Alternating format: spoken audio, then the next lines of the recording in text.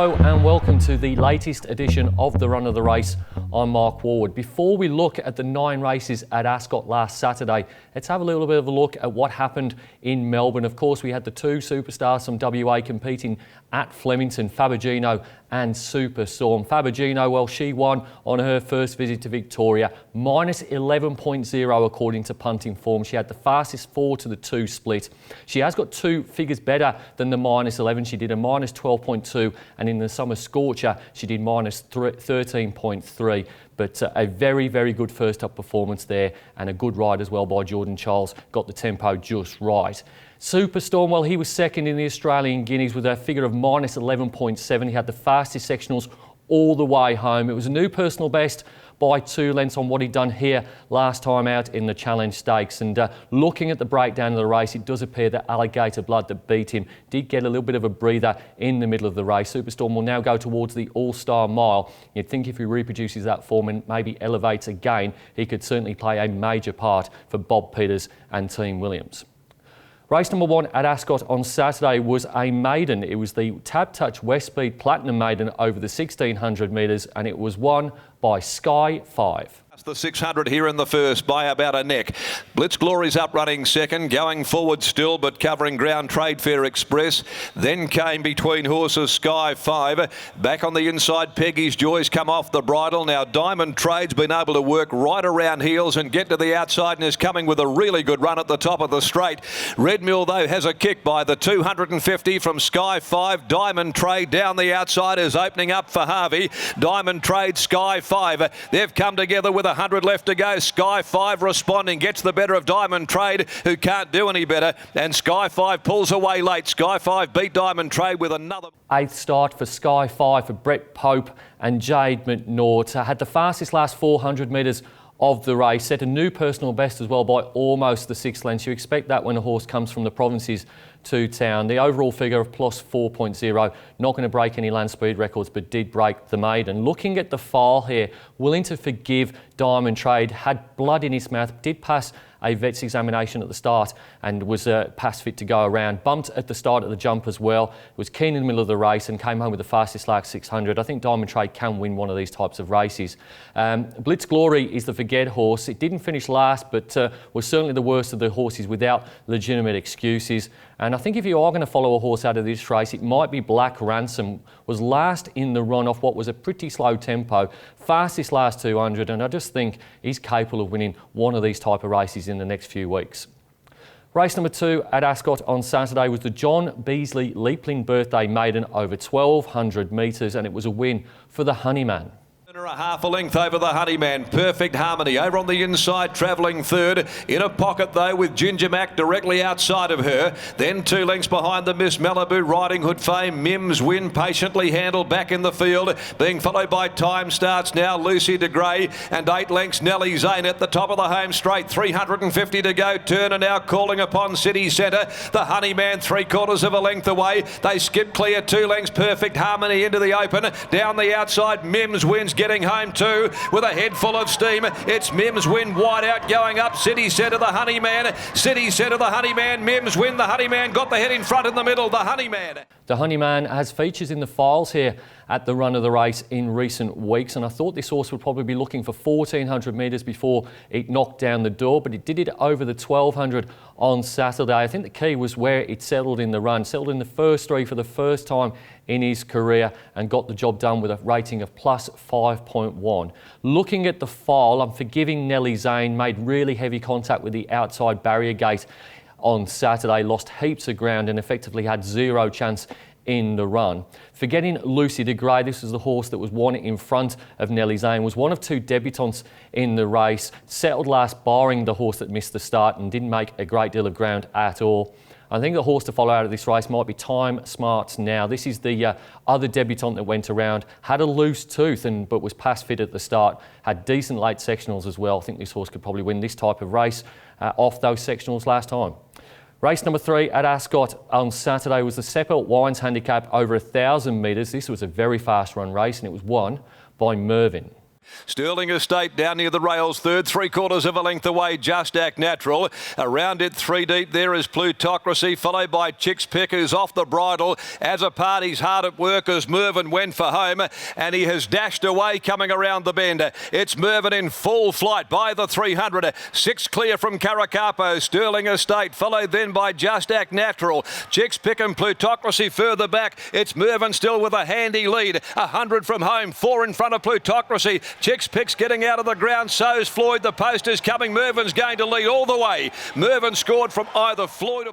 If you did your form before Saturday for this race, you pretty much wanted to rip it up and start again following the scratching of Belter. It very much changed the race, and Mervyn led all of the way. It was a new personal best by 1.8 lengths. I think what is significant for Mervyn is the soft track form. The previous personal best for this horse was also on a soft track at Ascot. Very good run though, minus 7.1.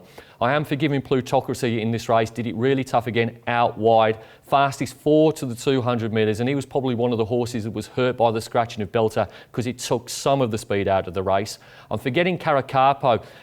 He was just below his personal best, wasn't too far off, but he did have the second lowest personal best going into this race, and I did think he had every chance here, and he was a horse probably helped by the scratching of Belter and taking some speed out of the contest. Following Floyd, they started really awkwardly and ended up last. Fastest sectionals all the way home. That's his second really good run this preparation in a row. He's generally been a fresh horse first, second up. He's got really good figures in those type of contests, but willing to let him go around third up here. He's been very, very good this campaign. Race number 4 at Ascot on Saturday was the Amelia Park Handicap over the 1100 metres, and Sherpa Lass, she maintained her unbeaten record. At the 650, and Boyish kicks right up on the inside. It leads by a half a length over Milady at his girth. One away on the inside, Truth and Lies getting a gun run to the home corner. A further half off those then is Round the Point. The favourite is down near the inside, looking to get around heels now. Parnham comes off the fence with Sherpa Lass being followed over on the outside by She's Vital. On the Terps, got right up near the rail as Milady reaches the lead. 200 from home, Round the Point throws down the gauntlet. A length away, Sherpa Lass is starting to hit her straps as well. She's coming, so's Bedouin Bill. Round the Point, Sherpa Lass is diving. Sherpa Lass got the head in front. Sherpa Lass makes it 3 for... Hard to knock an unbeaten horse, so will not be knocking Sherpa Lass. Unbeaten after 3 starts now. A new personal best of 2.6, an overall figure of minus 5.8. Very good form there from Sherpa Lass, but she doesn't quite make the file. Only 2 horses in it. The Forgive horse is Devoted Star. She got her head down at the start of the race and lost about 6 lengths when the barriers opened. That was far from ideal. First off 132 days. Forgetting on the Terps, he got the fast tempo he needed here. They went minus 3.9 to the 600, and he did equal his 2-year personal best with punting form, but he still managed to miss the placings. And if you're running up to your best and you're still finishing 5th, I think it's time to jump off. Following Devoted Star here, lost the 6 lengths as we mentioned at the start, was only beaten 3.5. You could have argued very strongly that she would have won, and if had a won, she'd have run a figure probably minus 6 or minus 7. She does appear to have a few issues at the gates, like a few of her relatives, but if she puts it all together, she will be winning graduation contests and higher. Race number 5 at Ascot on Saturday was the first of the features. It was the Lex Piper Stakes over 1600 metres for the 3-year-old colts and geldings, and it was won by Money Matters. See who's had a lovely toe in running. Back on the inside, Criminal Code. Being asked to go by Hall is Cryptic Wonder. He's stoking him up now as they come into the corner. The leader's still travelling nicely. Money Matters, however. And Apache Pass and Bogart are back, and Bogart's under heavy duress. Into the straight by the 350, and Money Matters sailed clear. Money Matters broke away by 3 on Fura. Kelvin Divide the Sea. Down the outside, Cryptic Wonder starting its run. Money Matters the leader with 100 to go. Here comes Cryptic Wonder though. He's finishing brilliantly. Cryptic Wonder went to Money Matters. Money Matters, Cryptic Wonder, they've split it together. Not the greatest edition of the Lex Piper Stakes, this one on Saturday. All honours to Money Matters, led the race from start to finish. It was a really good ride by Clint Johnston Porter. This horse's personal best is over the 1200 of minus 6.2. They think he's a sprinter, and they got away with murder out in front. I don't think that Money Matters will progress on to the other 3-year-old races for the boys heading towards the Derby, but did snag a listed win here, and all credit to the connections. Looking at the file, willing to forgive Kelvin, bounded at the start.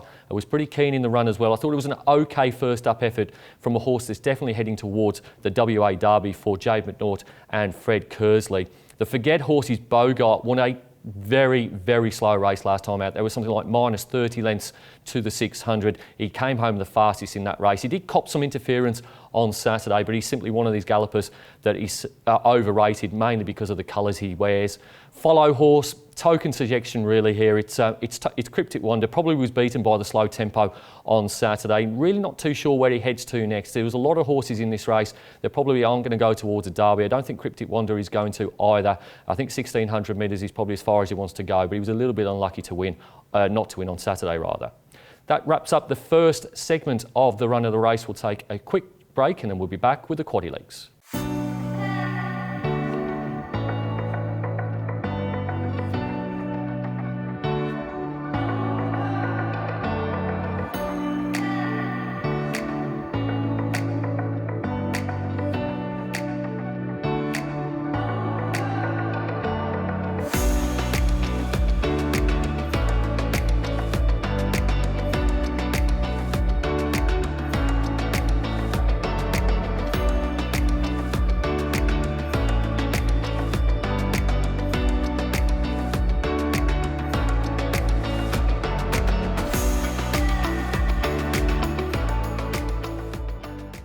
Welcome back to the run of the race. Looking at the quaddy legs now, starting with race number 6, the Kieran Magumi handicap over 1,200 metres, and this was a very strong first up win for Regal Council. The lead, Catherine Wheel, but she's rolling here at the 550. It's Catherine Wheel, more than a length in front from Illustrious Tycoon, who'd worked to be there. Some sort third.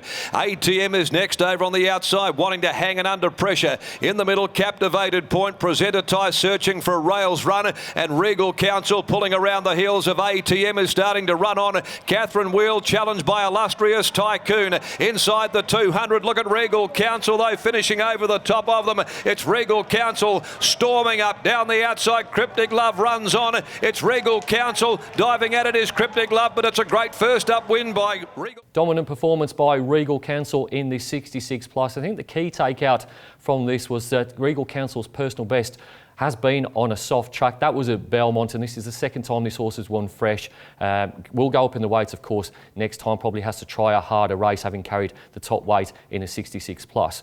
Looking at the files here, I'm forgiving Catherine Wheel. Combination of a fast tempo and the 7-day backup. I think she is worth another chance. I am forgetting Some Sort. Finished 9th. Has only got a moderate PB of minus 2.8.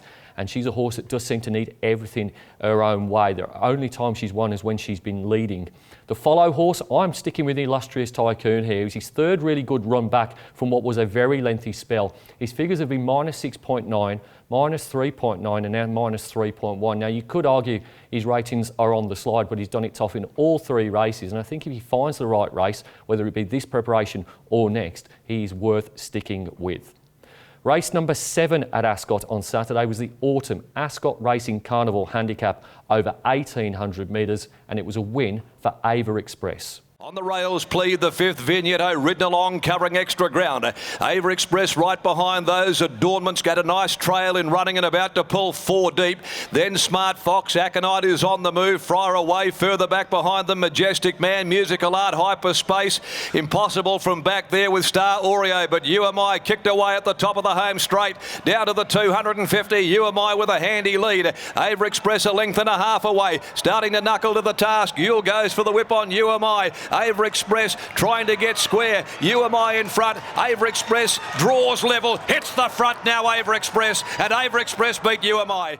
Ava Express is proving to be a good money earner for Kieran Regan. It's his first Saturday winner in town, and I don't suppose he'll mind the split lip he got from a high five that went wrong after the race. Doesn't make the file, however, does his horse. The Forgive horse is Friar Away, finished 9th, lay outwards all the way around, and then was found to be slightly lame after the race. There was good support for Friar Away, 13 into 9s as well, so forgiving that run. Forgetting Hyperspace, only a moderate PB of minus 1.6. Did win at Narrogin 2 starts ago. That was an easy kill, but always seems to go around too short in the market in town.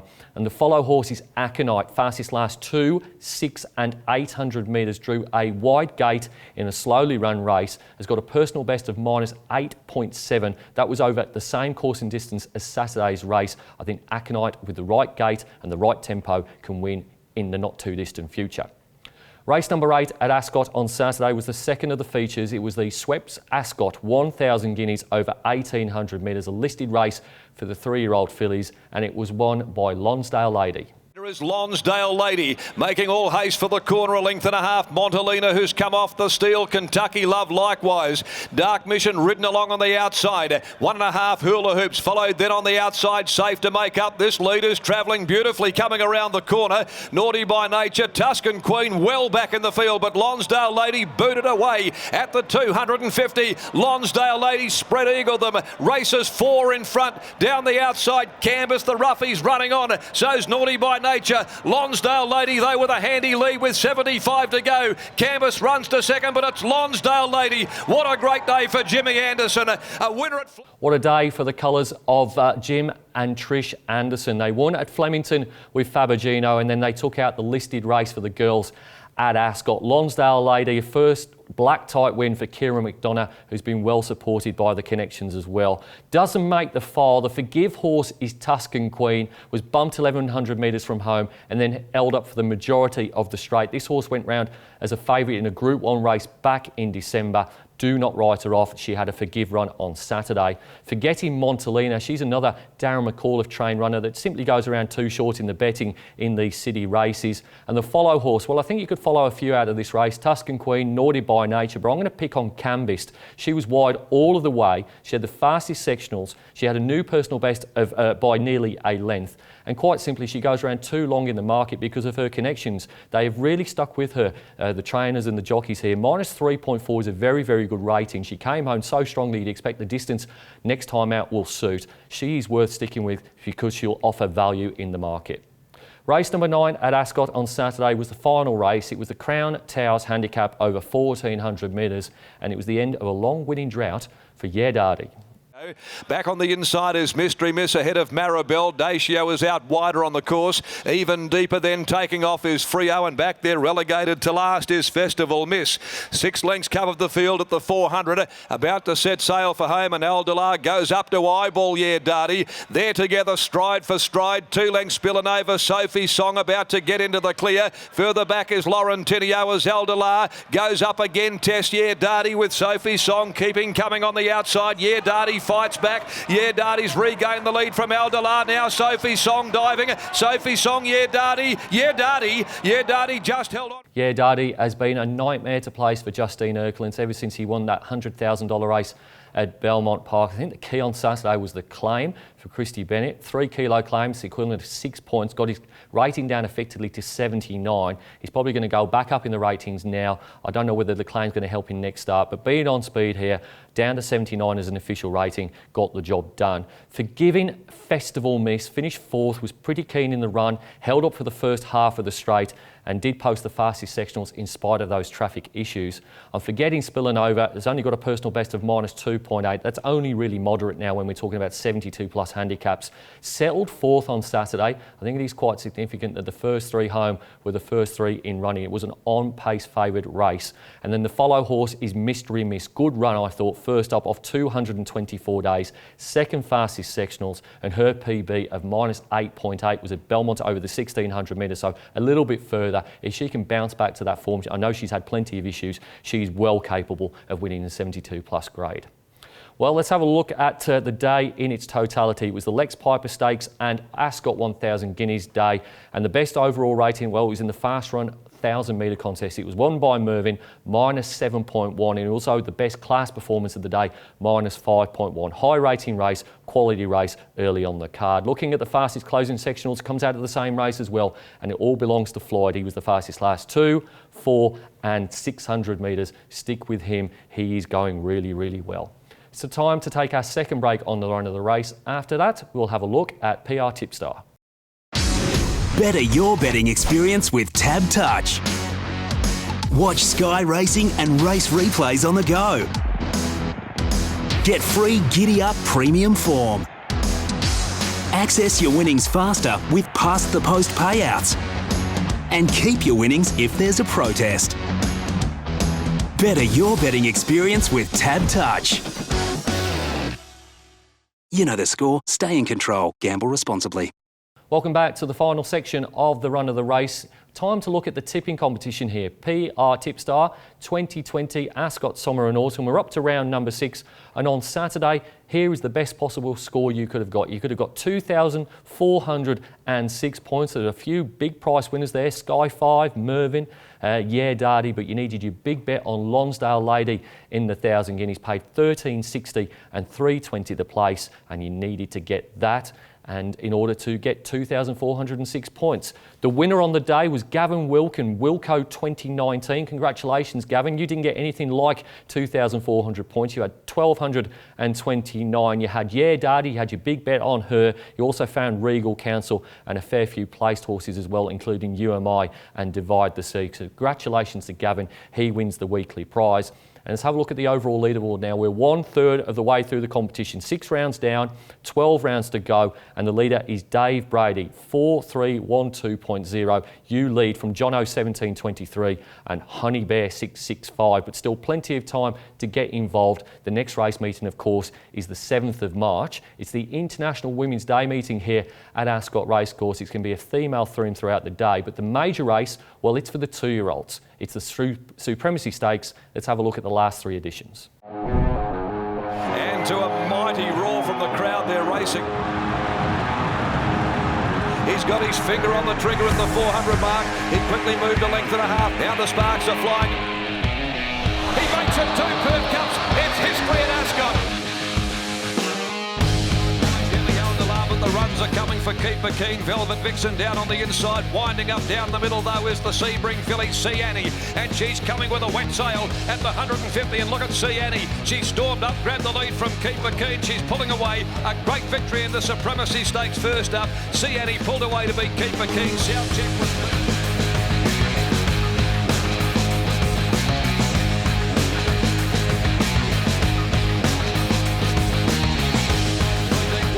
Princess Piero going up just behind them.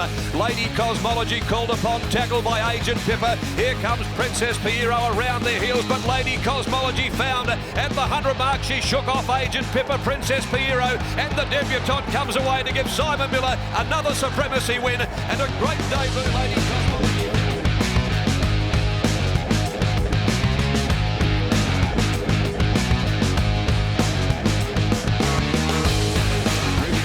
He's a bombshell as last into the straight is getting a rails run. Rio Del Mar through to hit the lead. Prim and Proper now's out after it. Prim and Proper moves up to Rio Del Mar.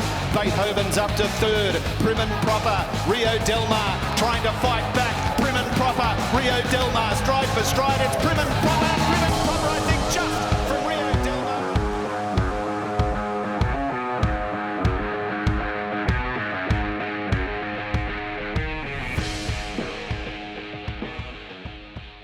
Prim and Proper won the race last year, ending the run of Simon Miller in a race he's pretty much owned for the last 4 or 5 years. Looking forward to seeing you on track on Saturday. It's free entry for the girls. We've got a girls race, a female race caller, and after the last, a free showing of the Melbourne Cup story, Ride Like a Girl. Until next time on the run of the race, bye for now.